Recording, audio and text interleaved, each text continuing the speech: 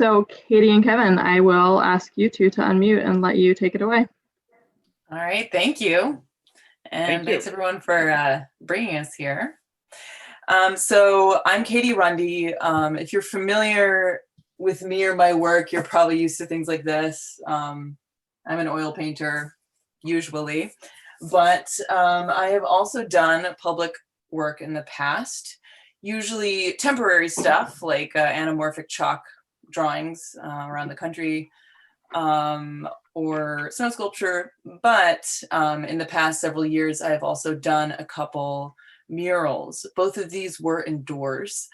One of them, if you've ever been down at the Bethel food shelf, they wanted to transform the stairwell there. And it was the grottiest stairwell you can imagine.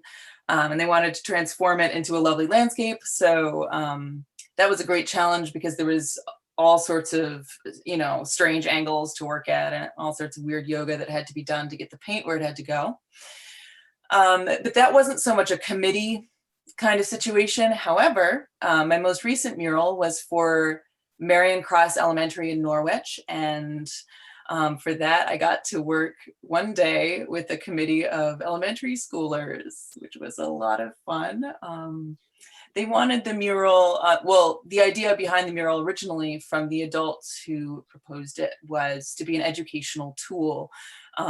So they wanted like the local environmental program through the grades represented. So I worked exhaustively through the whole process to make sure all the details and all the biomes were just right according to the curriculum with the relevant teacher. So that was that process. But as far as logistics for projects like this, I brought Kevin Berry on board because he is the mastermind behind installing the trout in Bethel. So I'm going to let Kevin take it away there. All right, thank you. So Katie called me, and just my great fortune, she called me and asked me about that and asked if I'd be on her team, which is, I'm more than happy to do. So many of you are probably familiar with the fish on the wall in Bethel. And that wall, it was every bit as hideous as the underpass in South Royalton. And we tried for many, many, many, many years to get something done on that wall. It's owned by the state, and we just really couldn't get anything to happen. And so finally, the planets lined up right, and I was able to find Mary Lacey that does wall art, and we got the fish up there. So one of the things that we incorporated was the community involvement. It's kind of cool because all the kids and all the way up to grandparents are invested in those fish because they all painted part of all those colors.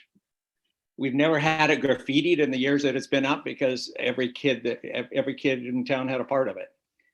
And then we had to do community fundraising and that sort of thing. And so anyway, a little boring stuff, but it's we worked with the state. I worked with the state. They had specs that they made us do, and we figured out how to do that and to keep them happy. And they're still up. So one of the reasons I reached out to Kevin was because I was thinking of an installation process similar to the trout. So if you let me share my screen, I can get into the concept. Is the screen share enabled? Should be. Do you have that option at the bottom of your screen? It's saying it's disabled right now. While you get it up there, though, well, I think I allowed that. Okay, let me see. Okay, so before I share them, I'll give you a quick intro. I have a background in folklore and ethnography, so I was thinking about public memory going into this. So having a big public mural, we want it to represent the community and who the community, like how the community looks at itself, essentially. So looking at that as well as what was on the original prospectus. in terms of celebrating the White River, celebrating the local ecology, celebrating Kent's Ledge. I came up with this design here. Oh, it's still not letting me do it. How about now? Oh, here we go. Perfect. Okay, so here is the left side if you're looking from the library. Let's see. So this would be in color, though some of it's from black and white photos. So I wanted to incorporate a historical side on the left, and on the right, look at the local wildlife. Well, both wildlife and domestic life, because that is a big part of life in South Royalton.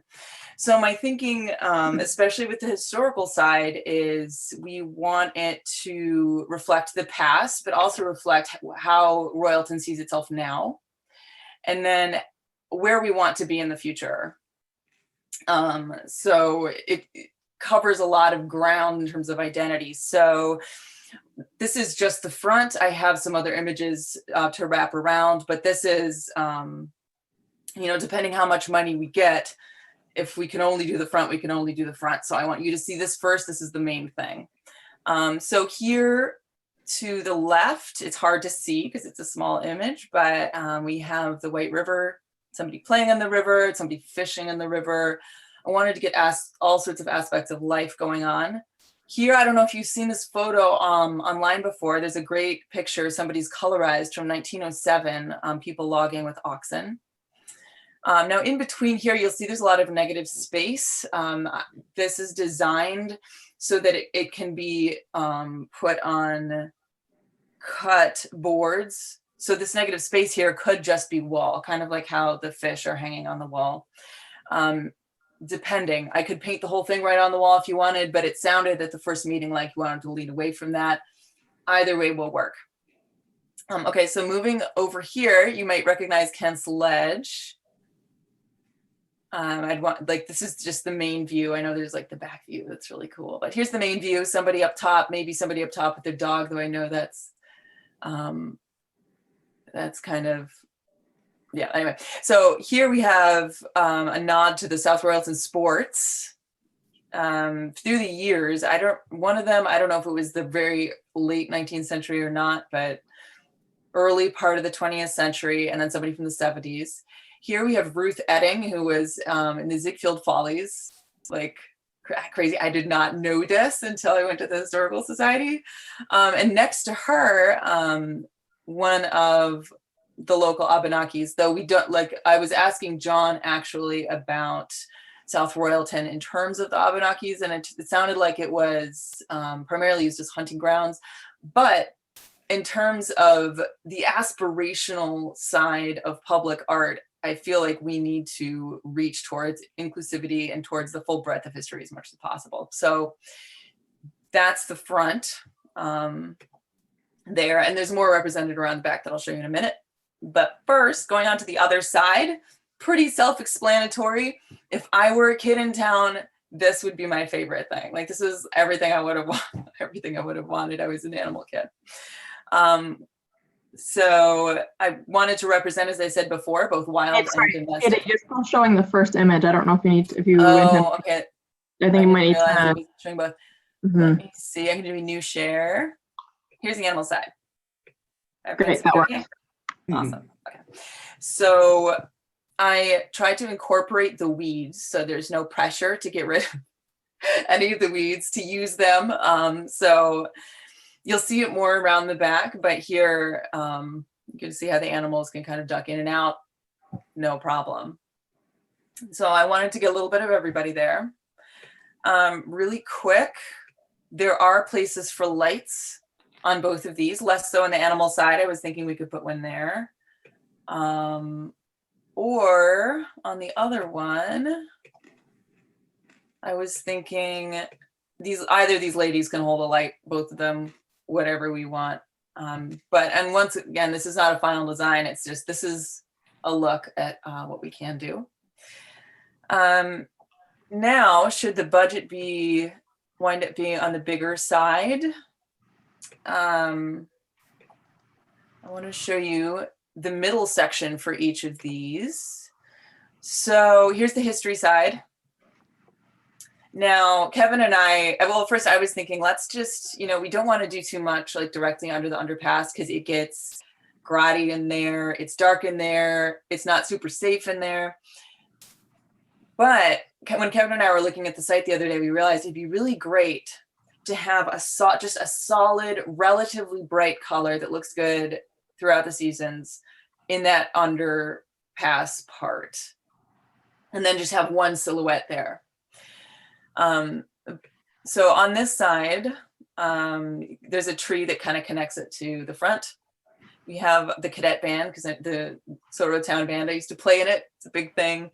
And then next to them, these are some guys who work for the CCC. Once again, aspirational. Right now, if you look at South Royalton history, we mainly have a bunch of white dudes. So we need to get some full representation in year. And this is a great photo I found. It is not South Royalton specific, but once again, this is history to speak to the future as well as to the past. So over here, I just wanted to represent South Royalton farming.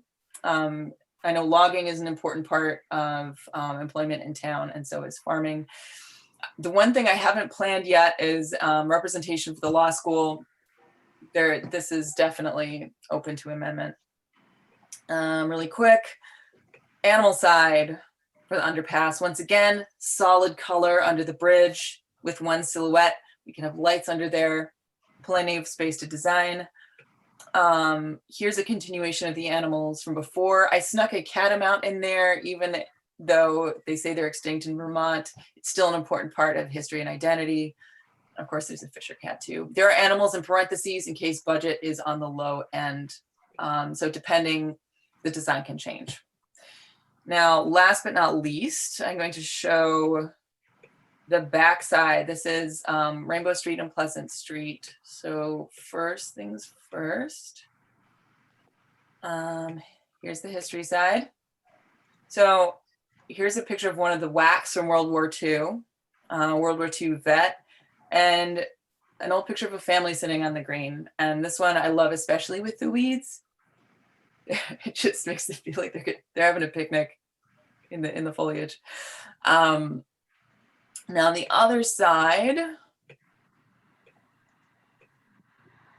here I wanted to use the foliage to hide the deer.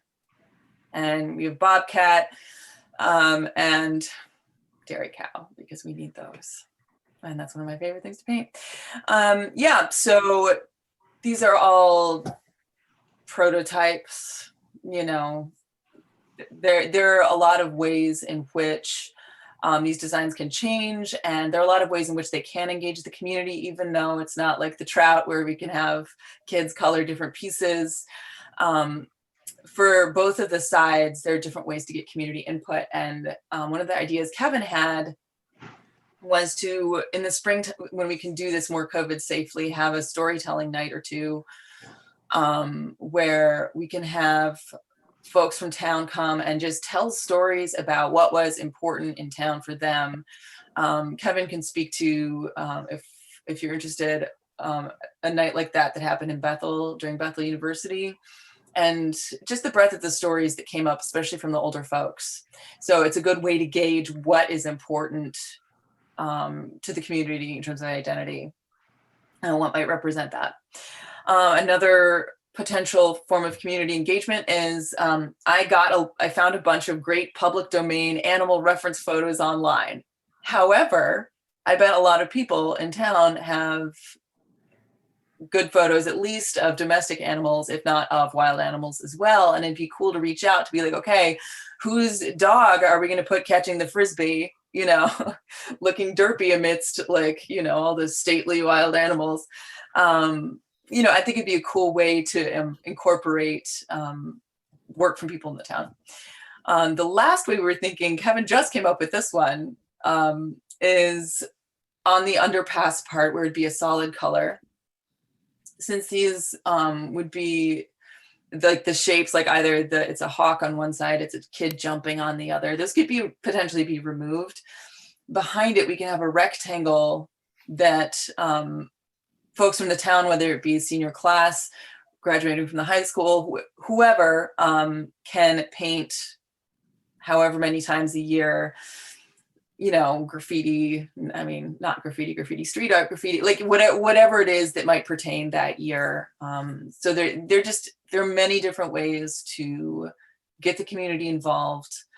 And let me see if there's anything else. So I just wanted to toss it back to Kevin quick if we have time, to note his experience with the trout and how the community responded in terms of what they were looking for.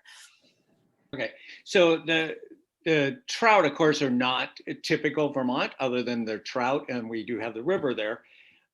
Mary Lacy's art is not representational of old Vermont. And as I talked to a lot of the old Vermonters, they said, we really appreciate all the work that went into the fish, but it really is not Vermont. And I asked them what they would like, and they really wanted like recognition of their history, of what the block used to look like in the old days, or the inn that burned down next to the bank there. So I think Katie hits that really well. And the story night that we had, when you gather 100 people together that are all telling stories about the past, you start seeing themes. And those themes are the things that Katie wanted to try and capture and reflect in this thing. Then the other thing that Katie wanted in her vision, she wanted to show the history as it was, the present day, and where perhaps we're going in the future. And one of the ways we came up with was that using this negative space, that people could use artwork, the kids, it could be kindergartners all the way up to whoever, that wanted to paint something that was representational of what was going on. Last year, there was a lot of Black Lives movement and stuff. And now we have COVID and all these different things, current events and things that affect our lives, and they could be represented. And they wouldn't be meant to be there all the time. You would paint over them and somebody would do something else or add to it and that sort of thing. So it's sort of history in the past, the present, and going into the future, and active in currently. Right. And at the same time, I think being across from the library and being close to the school, I also wanted it to be potentially an educational tool, just like the Marion Cross mural. So with that, I think we're ready for some questions. If you want clarification on anything. Great. Yeah. So next, thank you. The sketches are beautiful. And I love all the ideas for public engagement. Next, we do have 5 minutes first for questions from the project committee, and then we have some time for other questions as well. And I apologize, I actually can't see all of the video. So for those of you who just came in, Bushrod, Phoebe, you have to wave your hand so that I can unmute you. And I cannot actually see all of the videos at once while a screen is being shared. So I'm flipping back and forth, but sorry if it takes a second to see you waving. I could pause the share. Okay, great. John, go ahead. Hey, Katie, would these be mounted on something? Because we're not allowed to paint directly onto the surface of the concrete. Yes, these would be mounted on, we were thinking 1/2 inch. What was that special, kind of plywood called? MDO. MDO board? Yeah. We would prime it super well. And yeah, it would be separate. And potentially removable if need be. If like needs repair or anything. Gio, hold on. So I know it's just a prototype, but I think we got to make sure. I saw the athletes there, and they all look like males. I think we want to make sure that we have some female athletes in there. But I know it's just a prototype, but let's make sure our bases are covered there. Good point. Yeah, Yes. good point. Yeah. Nell, did you have something too? With the MDO board, how long would you expect that work that you put in to last? And with all that's going on with snow and weather and yeah, how long do you expect that to last? Maybe We would put a UV protective coating on it, so the color should last pretty well. Otherwise, Kevin, what were you going to say? The product is the same product that they use for outdoor signs. So it's hard to say exactly how long it will last. The fish have held up pretty well. So I would, gosh, I don't know, 10 years? So we're 5 years into the fish. So. Yeah, and the paint wise, we'd be using exterior house paint essentially. So I would hope with the coating we would get more years out of it than just regular house painting. But there's also anti-graffiti coating that you can do. So graffiti does not adhere so well. So yeah, I'd want to do that, especially because we'd be, there'd be people in it. One of the things too you have to remember is mural work and wall work like that isn't intended to be there forever. So it has a limited lifetime just by the nature of it. And then you get to do something else with it. One important thing to remember, Kevin I just found out recently, is actually that the fish are insured. So, if there's any significant damage to them, they can repair them. They can afford to repair them, get that taken care of. One question I had, especially in the version, if it's just the figures and negative empty space between them, if all of the figures would be projected out to onto the same plane, or if you're thinking of varying depths for the figures, and related to that, how far out would the furthest ones be from the wall? I would think, I'm not really a good logistics person, but I would think they'd all be about the same. Kevin, you'd have a better sense of how far they come out. Well, I think the only reason that you'd have different depths is for an artistic reason. And right. I don't see where that's, in this case, that important. And you don't want them sticking out too far that people are going to bump into them and that sort of thing. Yeah, so they'd be as close as we could get it. So not too far. Okay. Any other questions from anyone who's attending? Yeah, go ahead, Ina. I think I recall some discussion of a narrow little sidewalk under the tunnel. Is that still possible with what you say? I have no idea if we really will go forward with that. There are larger town considerations, but there are an awful lot of people who walk through that tunnel daily. I'm one of them. Kids to school, all sorts of things. And does it affect this narrowing business too? Trucks, plows, etc. Well, the thickness of the fish sticks 1.5 inches off the wall, and there's a 1/2 inch. So it's 2 inches away from the wall. And I was a little bit worried about trucks hitting it and that sort of thing, but it didn't really seem to be, it hasn't been a problem. Yeah, I would hope it would be a negligible difference. One thing I did put in the design on purpose, I originally sketched the animals walking the other way. And then I was thinking, if a lot of the traffic is coming from town, I want to show the animals going the correct direction through the tunnel. I was assuming the sidewalk would probably be on that side. Yeah, Lucas, hold on, I'll ask you to unmute.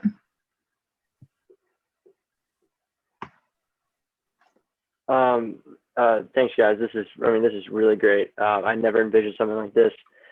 It seems like, I don't want to say busy, but for like putting it on there, it seems like maybe some of the trees or some of like the sharp angles may, like it's, I'm thinking about the fish and how it's a simplistic shape. Mm-hmm. So will each of these portions of them, they'll be their own thing. Like each of them will be, and you kind of piece it on the wall together. Mm-hmm. Is that kind of how it would be? Yes. And yes. The space between them, there wouldn't be anything, correct? Right. They're connected in kind of unexpected ways. Yeah. I'm gonna share again quick so you can see. I have to allow you again. Hold on, I'll do that. Okay, you should be able to. thanks. So let's see.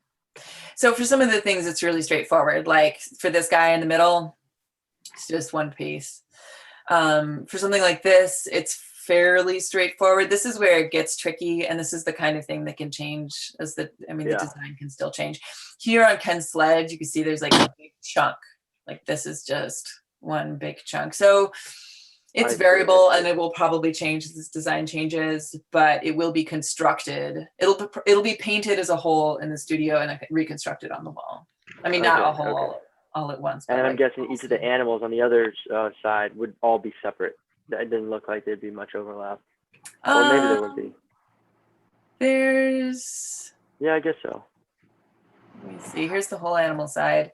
The animal side is pretty variable. Here we go.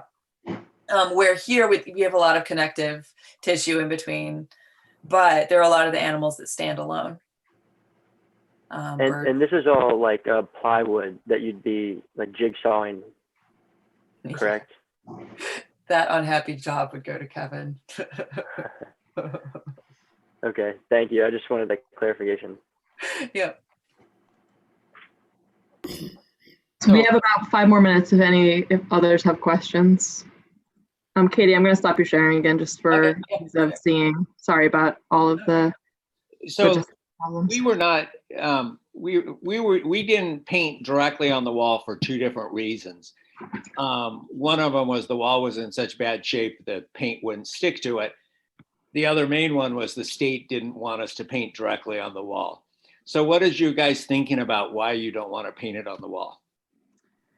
So I think less that first piece because the railroad has informally said that they're planning to resurface it in 2021. They haven't committed to that in writing, so we don't know for sure what will happen. But theoretically, the surface actually would be a nice surface. However, because of the challenges of working with the railroad and in case of the possibility of that not actually happening on schedule, we're interested in work that could be either put on later if the railroad's timeline gets pushed back or removed if we want to get the work up and then need to remove it for future repairs. So that was our main motivation. Okay. But you're not totally dead set against painting directly on the wall if, say, they got it redone and stuff. Correct.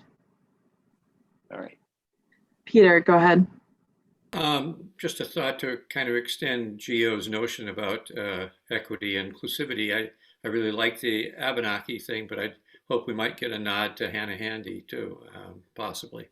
That's just one thought. The other is that I've had a number of people talk to me about the potential for having upgrading the safety there in terms of cars and pedestrians by including some mirrors, the convex mirrors on it, so that as you approach from any of the 4 sides, you could see cars or people in the underpass. So anyway, I haven't heard anything more about that from either Demi or the police department, but it's just a thought that's been brought up that might be useful. It could easily be incorporated if need be. Thank you. And that was handy. Let me write this down.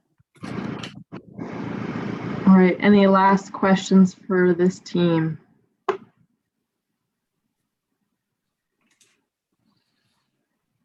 Great.